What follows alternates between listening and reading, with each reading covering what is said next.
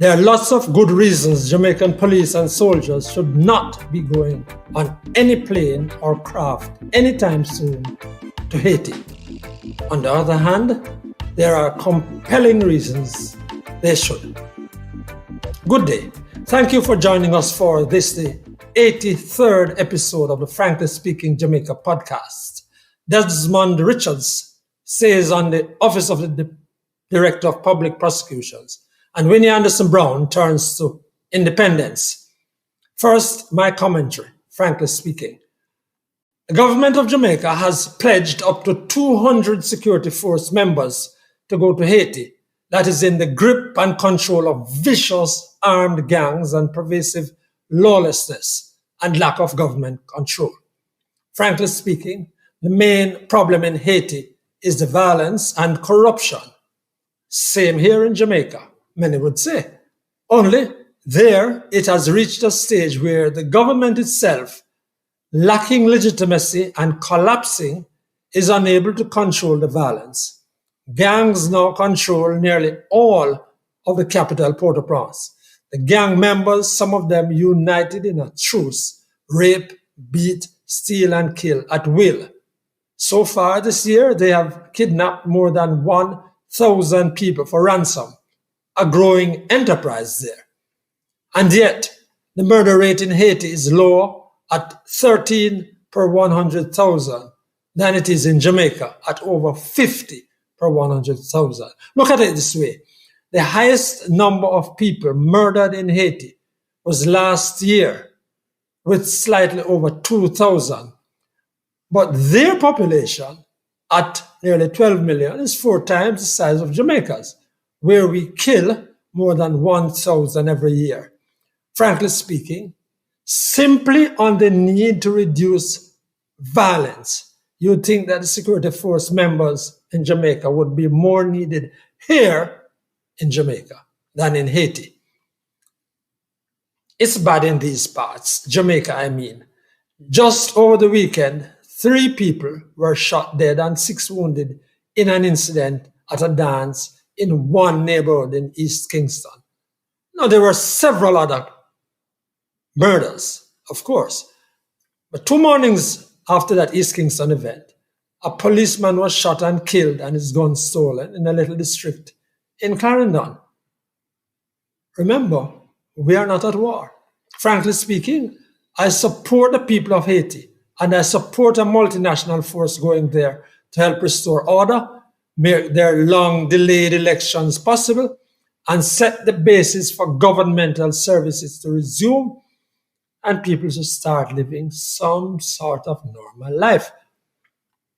I just said long-delayed elections. See the irony? Ours, though at the local government level, has been more than long-delayed. I am proud of the Kenyans for indicating that they will make available, at the urging of the United States, it must be said, 1,000 of their security forces for the mission to rescue Haiti. There are indeed many negatives to that mission. For example, there are already concerns that the Kenyan police, who killed 30 Kenyan people in food riots last month, are involved in many extrajudicial killings and could therefore export that right away. With all the years of suffering, the Haitian people are divided about whether they need foreigners, black or not, to help lend a hand. The government of Haiti called for multinational forces from as far back as last year when the gangs took greater control. That call has been supported by the head of the United Nations. Since the assassination nearly 2 years ago of elected President Jovenel Moïse, there has been nothing in the intervening months to suggest that things will get better or the Haitian people will be empowered. For me, the most significant question about our mission to Haiti is, what exactly is the aim or goal? Is it quantifiable?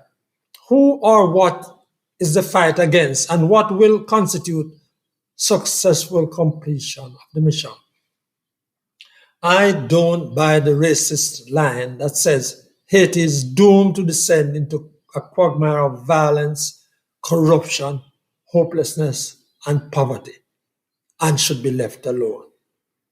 Yes, we are poor and violent ourselves, but one is never too poor to show kindness and to offer help and support. So there are other questions too. Under whose control will our soldiers or police be? Since this is not a typical UN peacekeeping force, how many of the 200 will be soldiers and how many police? Under what conditions will they operate and be allowed to fire on or engage civilians who are the gang members? It's very important to me whether the Jamaican people will be told step by step in regular briefings, even on social media, what is happening with our security forces in Haiti. How many have been killed or wounded? How many have been involved in firing incidents that are questionable? And so on. I am willing to give my support, but I want more details. I'm still waiting to hear from the opposition. But I know this decision to send Jamaicans to fight in Haiti is likely to divide this country even further.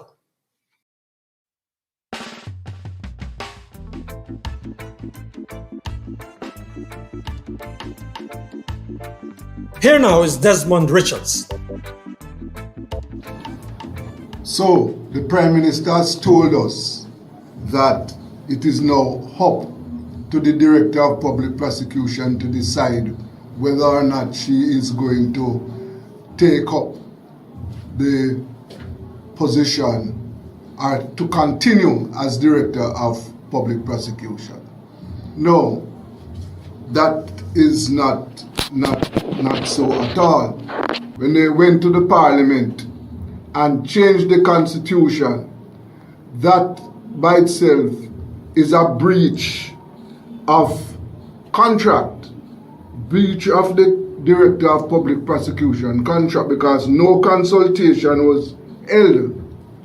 And therefore, by just going to the Parliament and extending the age of retirement, that is a breach of the contract, right? And I don't believe that the Prime Minister has had no consultation with the DPP. No, I don't believe that.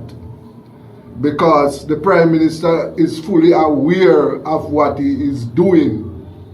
This is not something that was necessary, It only became necessary because the Prime Minister wants the incumbent DPP to continue in her office, to continue as DPP. Now, as the director, the Deputy Director of Public Prosecution pointed out, that the viability and growth of the office of the Director of Public Prosecutions is at risk right now, right? Because the Director has not proven herself to be an effective leader at all. She has not motivated, inspired the growth of our juniors. At the moment, there are over 50 DPP, 50 lawyers in the DPP office. And most of these lawyers are inexperienced. Senior leadership, senior counsels at the DPP continue to leave the office. And the DPP has not done much to keep and retain those senior counsels who are required to prosecute in Jamaica, and in a time when the requirements for DPP prosecutors very high. Now, what the Prime Minister is trying to do is to distance himself from the decision which he took, he and his cabinet, and members of the JLP took in Parliament. No, that won't work. We want clear answers as to what is going to happen in September. Is the current DPP, is she going to continue? And if so, what will happen? What is going to happen at her office? Clearly, there is discord at the office. That's Desmond Richards, journalist and founder of Rebel Radio Jamaica. And now, educator and health facilitator, Winnie Anderson Brown. This is a time of year to celebrate what is good about Jamaica, what is wonderful about Jamaica. Since independence, we have many challenges. But today, I just want us to look at the best of us, the good things about us, and try to multiply those things. Try to enjoy those things. Have you ever done anything good while feeling bad? Feeling good is very important. So when we feel good, we do good. So let us focus on the things that we do that are good and try to multiply those and help others to do the same. So the more good that we do is the better we feel about ourselves. And the better we feel about ourselves is the more good that we will do.